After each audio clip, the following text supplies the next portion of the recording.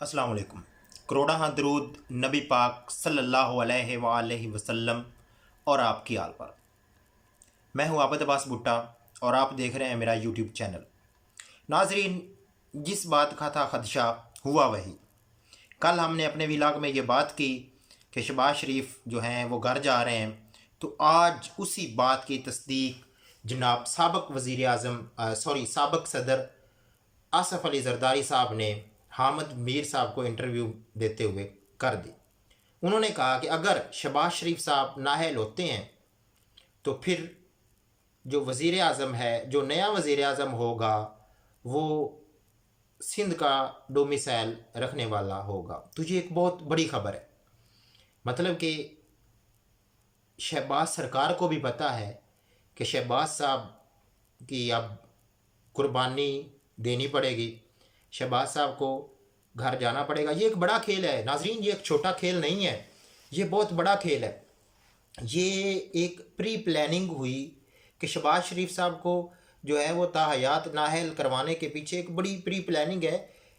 हम कह लें कि ये चंद सालों से, जब से नवाज शरीफ साहब ताहयात नाहल हुए हैं, तब से जो है वो प्लानिंग चलती आई कि अब जो एक ही पेश खैमा है, एक ही बंदा बचा है जिसको पका पका घर भेजना है, और वो है शहबाज शरीफ साहब। जी, मरीम नवाज़ साहिबा की आड़ में, वज़ीर आज़म की कुर्सी की आड़ में आने वाला सिर्फ़ और सिर्फ एक ही बंदा, और वो बंदा है शहबाज शरीफ। तो अब शहबाज शरीफ साहब की हो गई छुट्टी, तो इन्हें अदालत में शहबाज शरीफ जाएंगे घर, और मरीम नवाज़ साहिबा अपनी राह हमवार करेंगी वज़ीर आज़म की कुर्सी के लिए।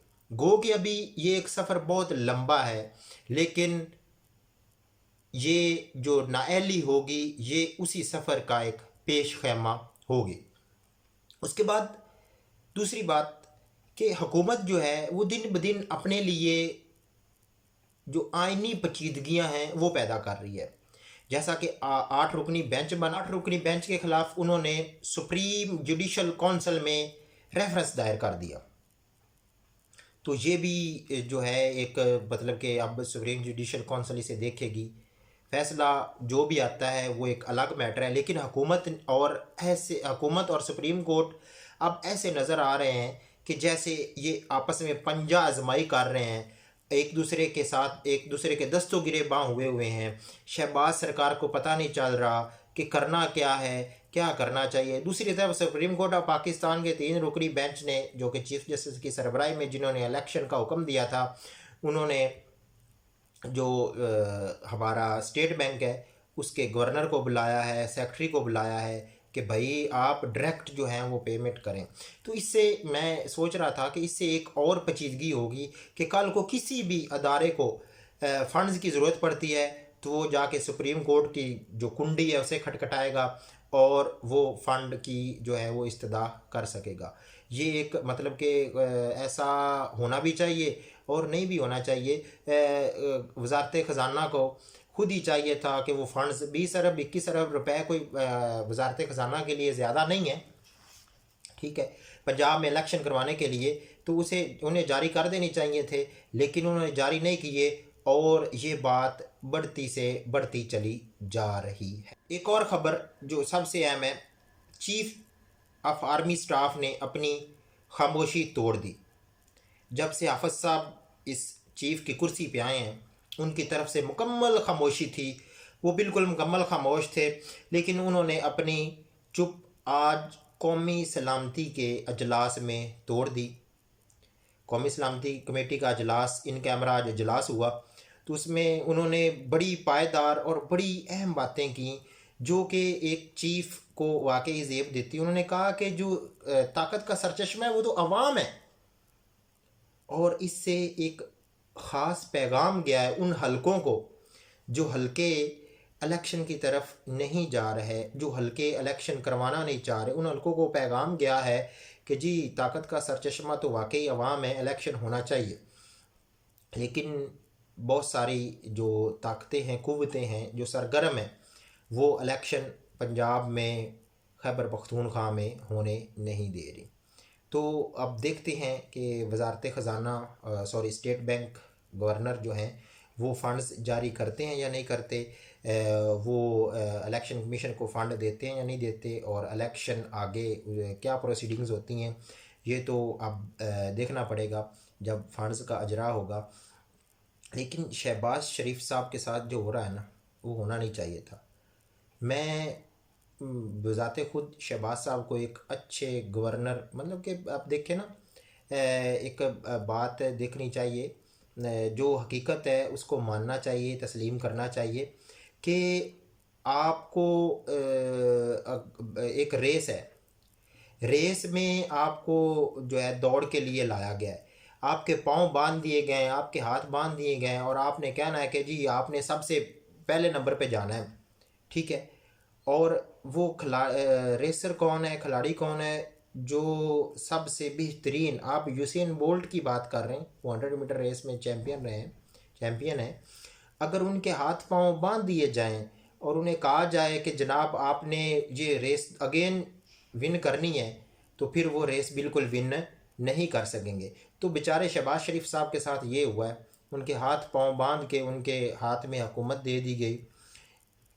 उन्हें इस बात का अदराक था, शहबाज साहब को इस बात का अदराक था कि ऐसा होने वाला है, लेकिन क्या करता बेचारा, मजबूरी थी, और कुर्सी ये फिर वजारत उज़्मा की कुर्सी आ रही थी, और कौन चाहता है मेरे हाथ में कुर्सी ना आए।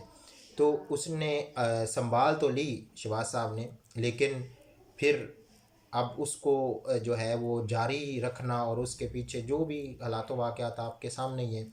लेकिन वो अच्छे के एडमिनिस्ट्रेटर हैं, उन्होंने पंजाब में जितना भी काम किया बहुत अच्छा काम किया है, ठीक है। गो के बाकी भी वज़राए आला जो रहे हैं, मिसाल के तौर पे परवेज़ इलाही साहब जब थे मुशर्रफ दौर में वज़ीर आला पंजाब थे, तो उन्होंने बहुत सारे काम किए हैं। उनके काम जो हैं वो मुंह चढ़ के बोलते हैं, लेकिन उसके बाद उन्हें पीटीआई के दौर में इतना ख़ासी वक़्त नहीं मिला, इतनी खुल के वो काम करने का मौका नहीं मिला, तो वो काम नहीं कर सके। लेकिन दूसरे नंबर पे सारा क्रेडिट जो है ना वो परवेज़ इलाही साहब को जाता है। लेकिन शहबाज साहब बहुत अच्छे एडमिनिस्ट्रेटर रहे हैं, लेकिन वजारत उज़्मा की जब कुर्सी पे आए हैं तो उनके हाथ पांव बंधे हुए थे, वो बेचारा क्या करे, अब उसके हाथ में कुछ नहीं है। मेरे हाथ में कुछ ना हो तो मुझे कहा जाए कि आपके पास ये कुर्सी तो है, लेकिन आपके हाथ में कुछ नहीं है, आप कोई बिल जो है वो पास नहीं कर सकते, कोई ये नहीं कर सकते, वो नहीं कर सकते, तो हाथ पांव बांध दिए जाएं तो फिर बंदा जो है ना कुर्सी होने के बावजूद भी कुछ नहीं कर सकता। तो ऐसा ही कुछ हुआ बेचारे शहबाज शरीफ साहब के साथ। और अब तो इन्हें अदालत लगेगी, और शहबाज साहब को जो है वो जैसे कहते हैं, शहबाज साहब साबित हुए हैं रोलिंग स्टोन गैदर्स नो मास। तो शहबाज साहब अब जाएंगे घर, ना रहेगा बांस, ना बजेगी बांसुरी।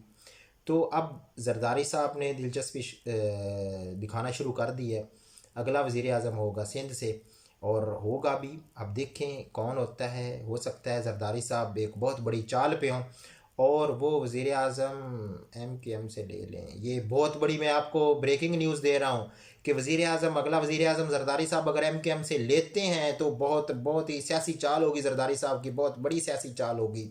तो देखना ये है कि जरदारी साहब क्या करते हैं, अब उनकी सियासी चाल क्या करती है।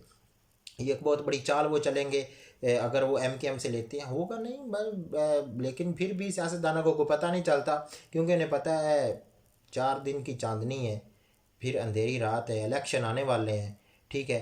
तो हम जाते जाते सिंध हुकूमत बचा लें। अगर जरदारी साहब ये काम करते हैं कि वज़ीर आज़म जो हैं वो MKM से लेते हैं, या जैसे उन्होंने आज पेशन गोई की है, जो गो के पाकिस्तान पीपल पार्टी से नहीं कोई मेरे ख्याल में, मतलब कि नहीं वो लेंगे, MKM से लेते हैं, तो ये उनकी बहुत बड़ी सियासी चाल होगी अपनी सिंध हुकूमत को दोबारा बचाने के लिए, दोबारा बहाल करने के लिए। होगा क्या, ये तो आने वाला वक्त ही बताएगा। तब तक के लिए अल्लाह हाफिज़। आप अपना और अपने इस चैनल का ख़ास ख्याल रखिए। वीडियो के नीचे कमेंट करना मत भूलिए, वीडियो को लाइक ज़रूर किया करें और वीडियो को शेयर भी किया करें। वस्सलाम। पाकिस्तान जिंदाबाद, पाकिस्तान पाइंदाबाद।